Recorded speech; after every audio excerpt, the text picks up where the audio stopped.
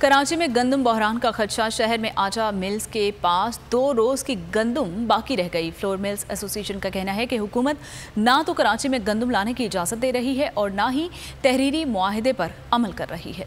कराची के लिए एक और मसला पैदा हो गया। शहर में आटा बहरान का खदशा। आटा मिलों के पास 2 रोज़ की गंदम रह गई। रोटी के लिए तो आदमी जीता है, जब रोटी नहीं मिलेगी तो जिंदगी खत्म हो जाएगी। बस आटा जब खत्म हो जाएगा तो क्या करेंगे लोग? भूसी खाएंगे, घास फूस खाएंगे। जिंदा तो रहना है ना कुछ तो खाएंगे। अगर खुदकशी हराम नहीं होती ना तो आधी आवाम ऐसे ही छट जाती। वो तो मेरा रब अपने खौफ से डरा देता है कि नहीं, हिम्मत कर, मायूसी गुनाह है। फ्लोर मिल्स एसोसिएशन का कहना है कि हुकूमत ना तो कराची में गंदम लाने दे रही है और ना ही तहरीरी मुआहदे पर अमल कर रही है। कराची में गाड़ियाँ बिल्कुल नहीं आ रही हैं, मिलें हमारी खाली पड़ी हुई हैं और आटे की सिचुएशन फिर आपके सामने हो जाएगी। जो भी आपको मार्केट में आप सर्वे कराएंगे आपको आइडिया हो जाएगा। कराची की शहरी मुल्क में सबसे महंगा आटा खरीदने पर मजबूर। चक्की आटा 160 रुपए फी किलो, मिल आटा 140 और फाइन आटा 150 रुपए फी किलो फरोख्त होने लगा।